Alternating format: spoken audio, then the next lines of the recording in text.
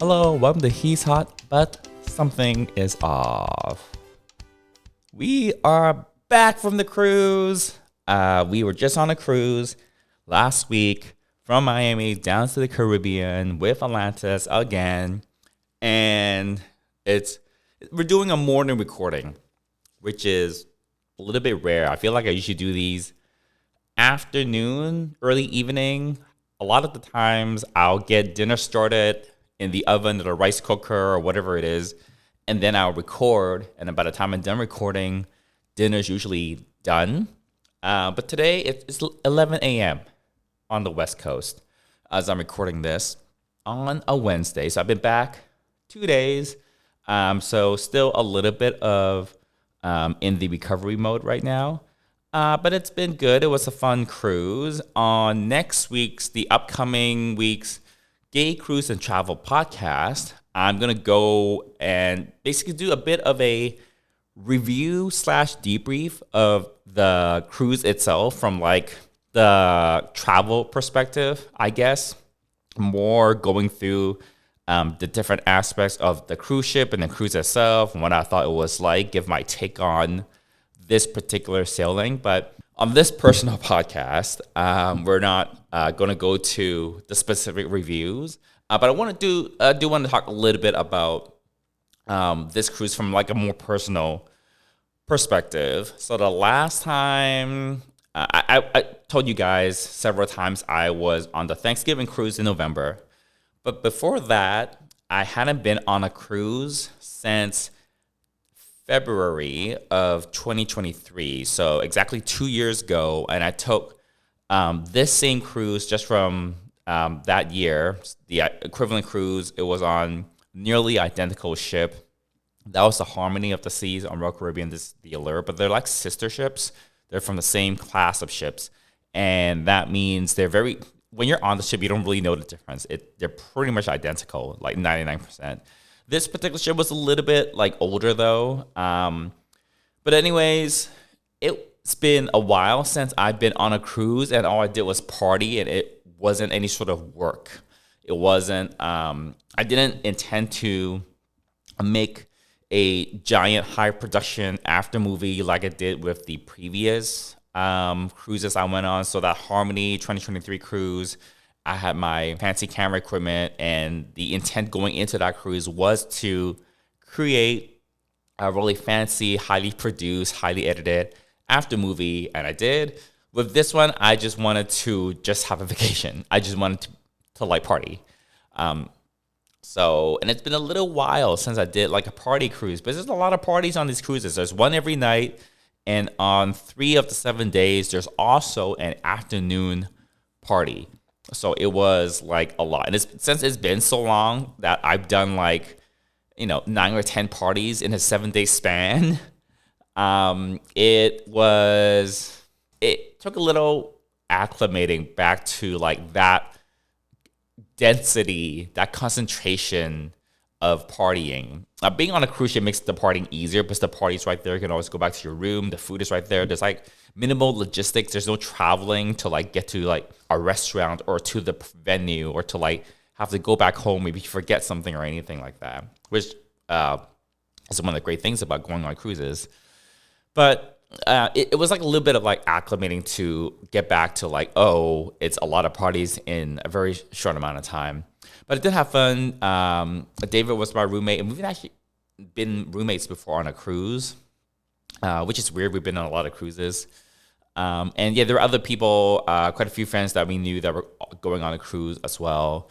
And generally, it was like a pretty good experience. And yeah, I'm looking forward to the next cruise, but for it to not be like a party cruise, quote unquote.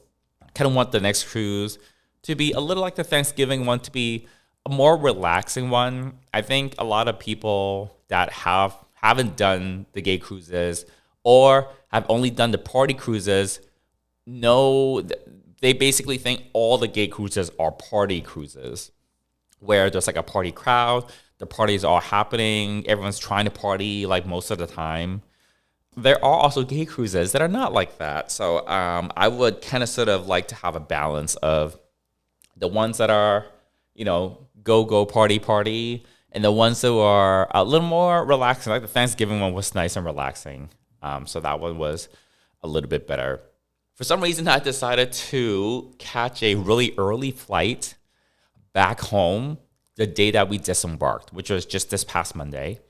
And cruise ships usually get back to the port pretty early in the morning, like 6 a.m., give or take. Most cruise ships, actually, that's when they physically arrive back. It takes them a little bit of time to do paperwork, immigration, clear customs. Like, there's a bunch of stuff that they have to do before they can actually let the passengers disembark. And we didn't start disembarking until nearly 8 o'clock. And my flight was 9:30 at Miami Airport, which is not that far. But, when you don't get off the ship, when you're not back in the terminal until like after 8 o'clock, because we were not at the front of the queue because people have been lining up to get off, and we were probably like, I don't know, 100, like 200 people back from the front of that line, and even we were like relatively. There's 5,000 passengers on that ship. A lot of boys don't want to be the first ones off, so being only like 200-ish people in front of us to get off the ship at the very start of the disembarkation is actually like ahead of like 90% of the people, something like that, of the ship. But we made it. We made it on time for the flight.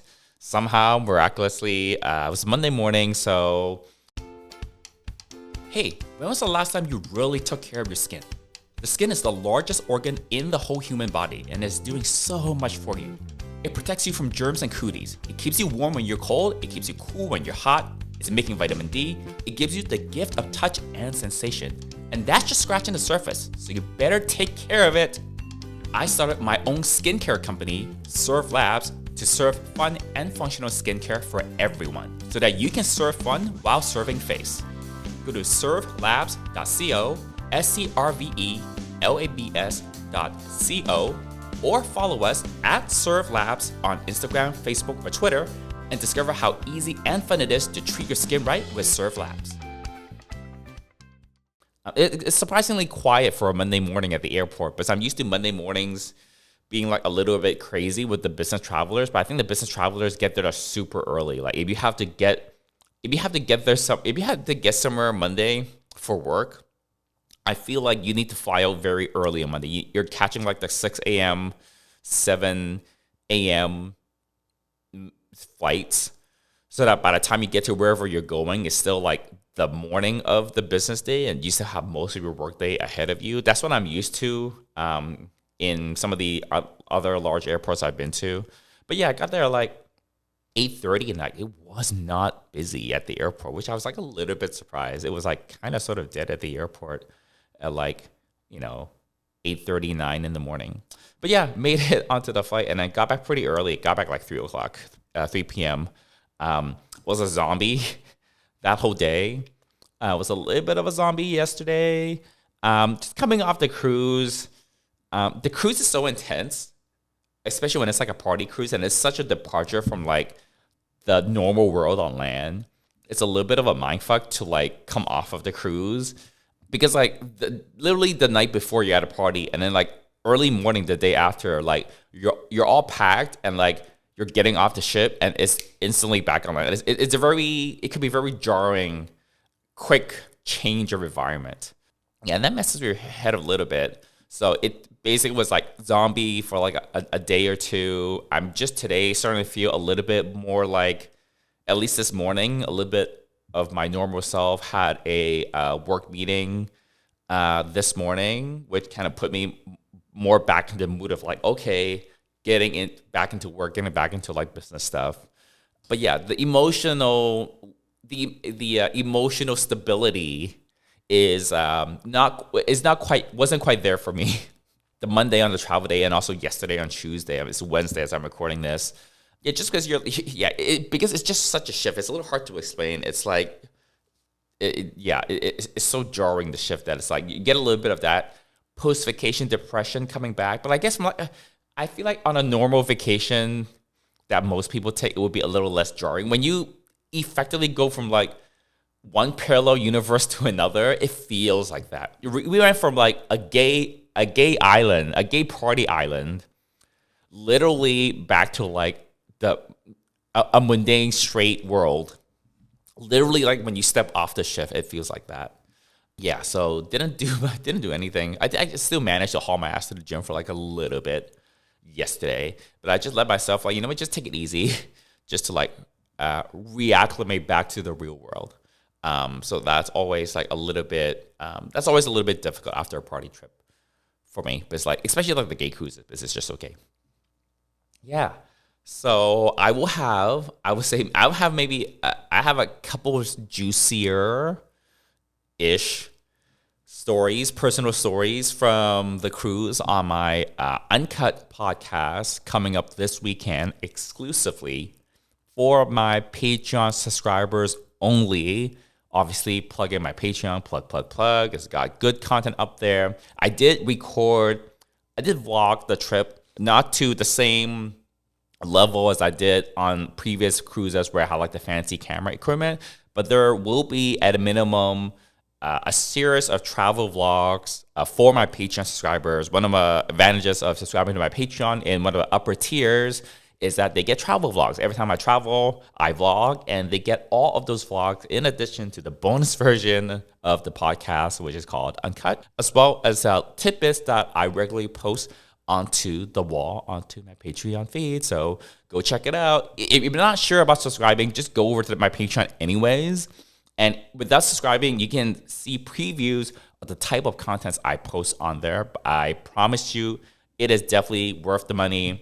Please consider helping to support your YouTubers. I've given you all so much good content, and all of you, the vast majority, have been listening to it for free, which is fine. I make it available for free.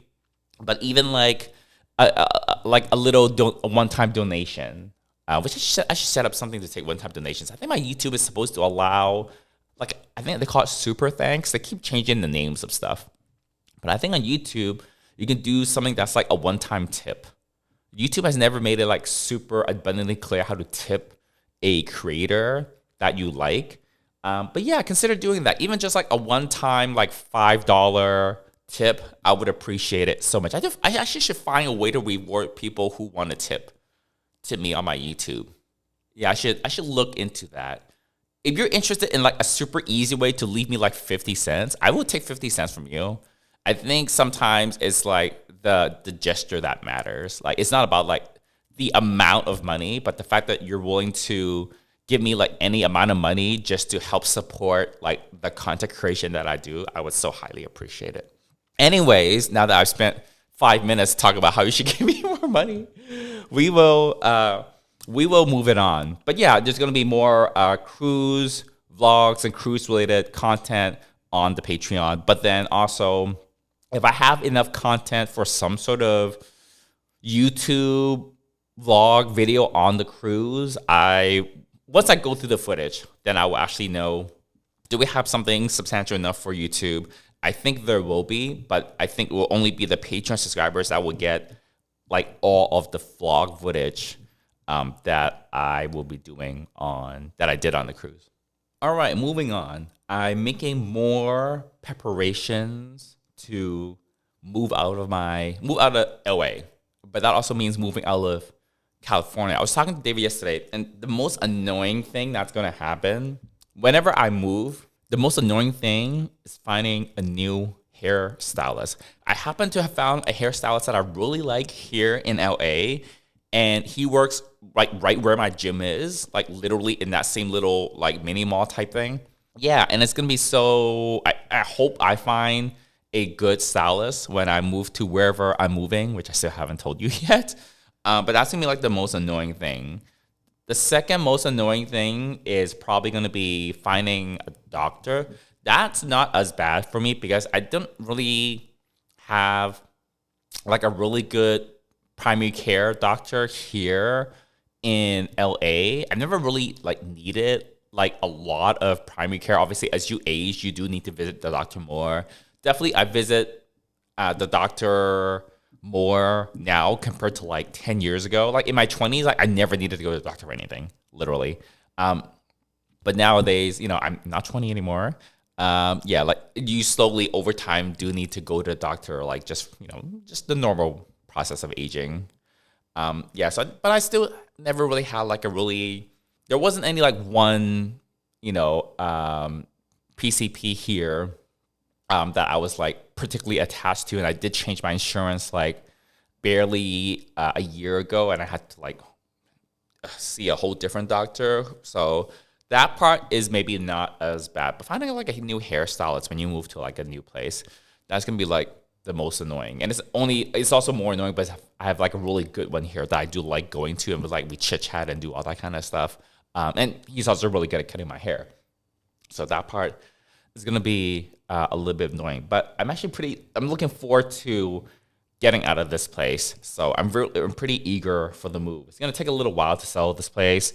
My realtor was doing some open houses while I was away on the cruise. We have some interest, but it's still early days. Yeah, just have to keep this place pristine. There's gonna be like someone coming by later this week to see it. My realtor wants to do like another open house in like a couple of weeks from now. But yeah, I have to keep this place. I'm not a messy, dirty person, but I really want the house to show well when people come by. And we did a lot of work to like declutter the place. The clutter is not there anymore, but there's like stuff that I use on the regular. Like I crunch out 3 podcast episodes every week, and the podcasting setup, I can't just leave it lying around. Like I have a light facing me, I've got a camera facing me, I've got the podcast recorder, I've got the mic. Like every time anyone wants to see the house, everything has to be put away, like every single thing, which is kind of annoying. I mean, it wasn't that annoying when I was on the cruise because, I was just away and like, my realtor was doing his thing. But now that I'm actively living here, I don't have any trips coming up. I have to like, every time someone wants to schedule a showing, I have to like do this whole song and dance like and put everything away.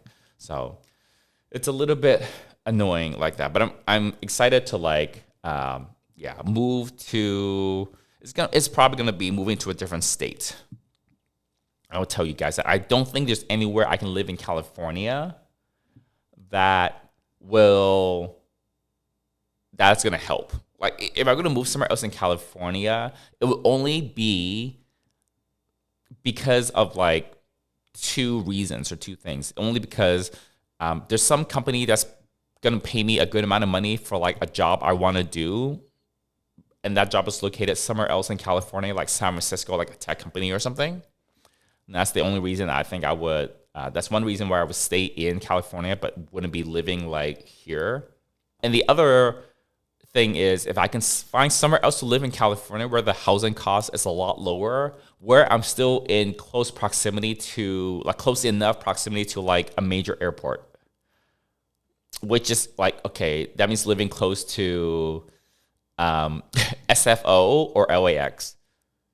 Basically, I mean, I guess I could live like further out in SoCal, but whenever I want to take international flight, that means I have to take a flight to SFO or LAX, and then to like whatever, which is like okay. I did look into moving into just like a different part of Southern California, like not in LA, further south, like the OC or Long Beach or like things like that.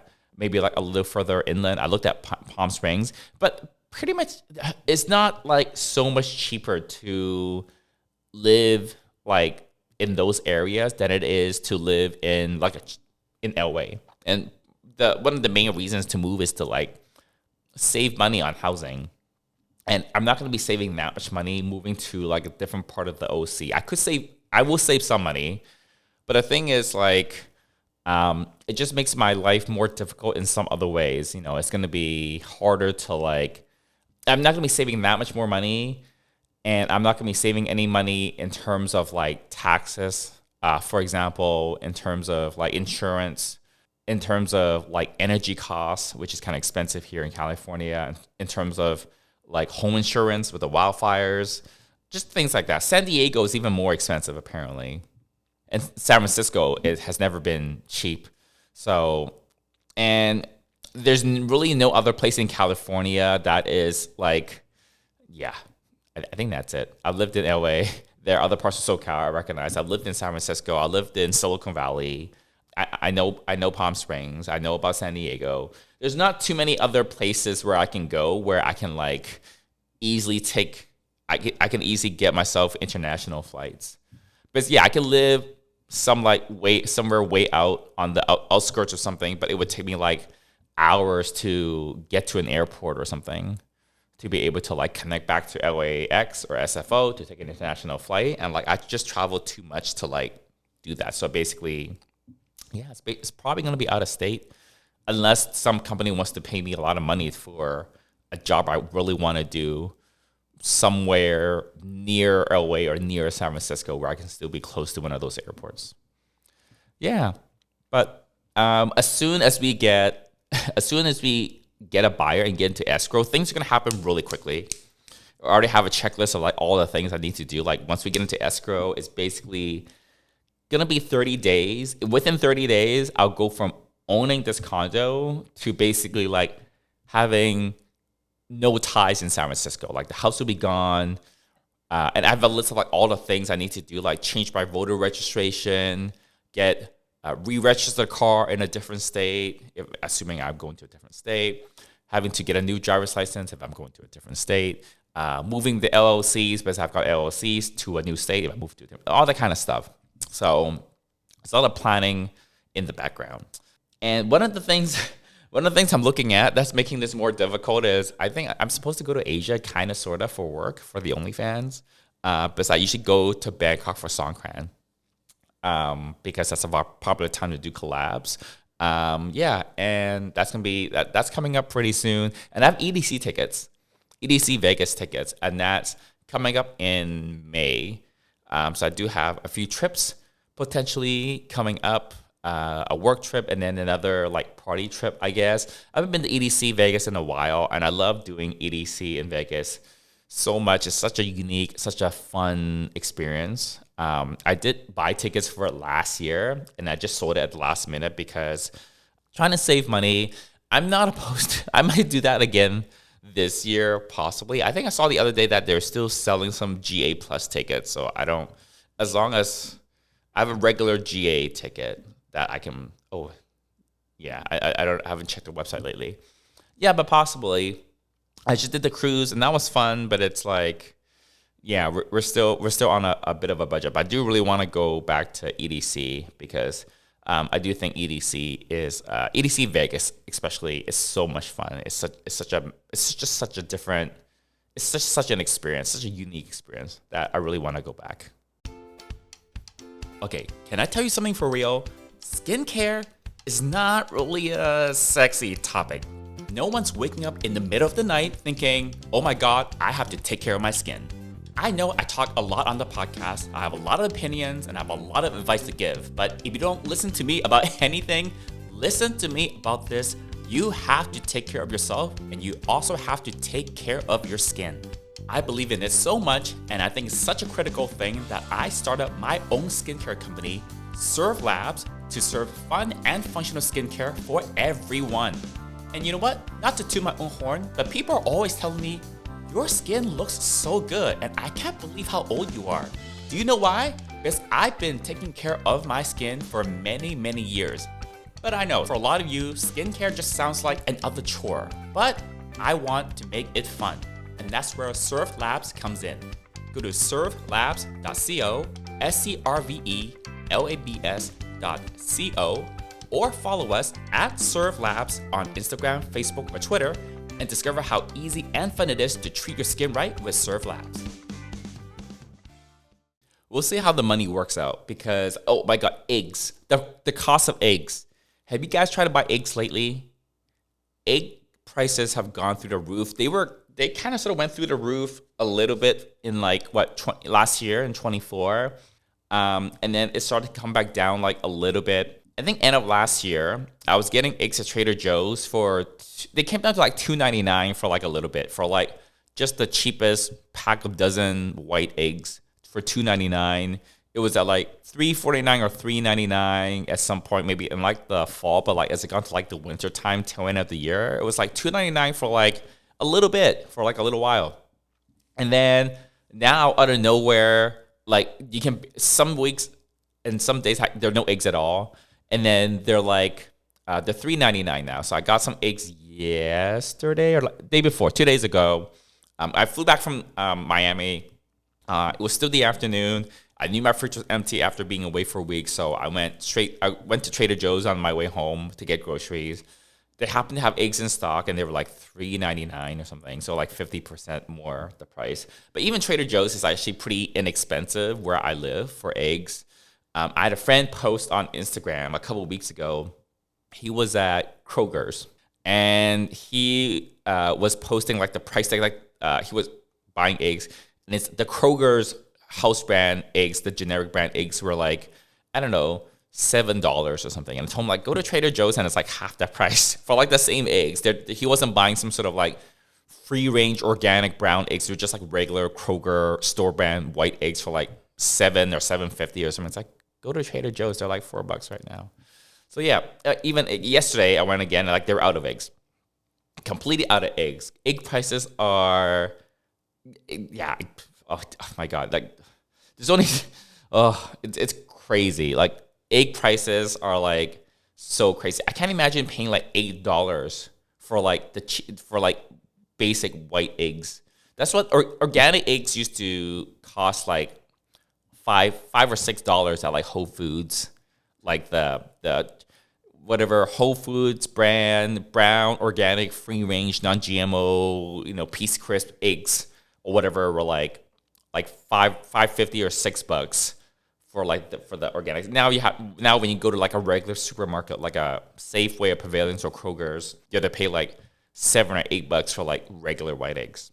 That is crazy. And I eat a lot of eggs. I have 3 eggs every morning for breakfast. So, but I eat a lot of eggs and chicken. Eggs, chicken, and vegan protein powder are my main protein sources. I also eat a little bit of sourdough bread. That's got a little bit of protein in it. But yeah, it's mainly, so every morning, my breakfast is 3 eggs. I crack them onto a pan. This is how I cook eggs. Crack them directly onto the pan as if I was going to cook them sunny side up. But I intentionally break up the egg yolk. Because when you crack an egg onto the pan, the yolk, you don't want it to be broken, right? You want it to be whole so we get nice sunny side of eggs. I intentionally use a spatula to break it because I don't want egg yolk spilling all over the sandwich and onto my hands when I'm eating it. I don't want it to be runny. I want the yolk to be cooked. And the easiest, fastest way to do that is if I break the yolk in the pan while it's cooking up front. That's a weird thing to do, isn't it? I think people don't want to do that. But I do that intentionally because I want the whole egg to be solid when it's cooked. I don't want to go through the trouble of doing scrambled eggs to like have to whisk up the whole thing. That's like extra work. So I crack 3 eggs onto a pan, and I'll take the spatula and I'll break up the yolk so that the yolk kind of flattens out. And that way, when it's flattened out and not just like whole and intact, it solidifies and cooks a little. It cooks the yolk, basically, and that you don't get it to be like runny or whatever. Tell me that there's a better way. All of you, I can hear all of you screaming. The 3 of you like screaming. It's like, what are you doing, Joey? It's not what you're supposed to be doing.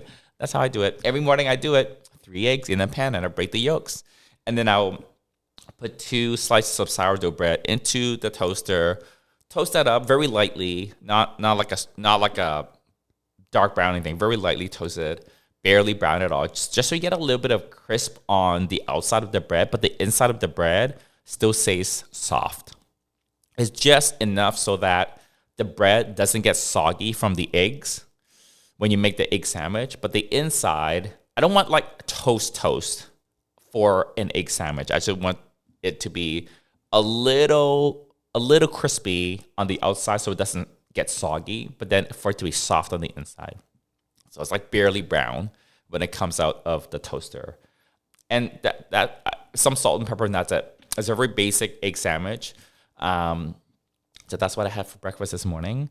So let me know how outraged you are that I break the yolks when I cook my eggs like that. I feel like when you go to a restaurant and you try to order eggs, they ask you, how do you want your eggs? And they give you like the 10 different ways to cook the eggs I don't think this is one of the ways that people that they will offer you, unless you guys tell me. You guys probably have, you all probably know all the different ways to cook eggs that I don't know about.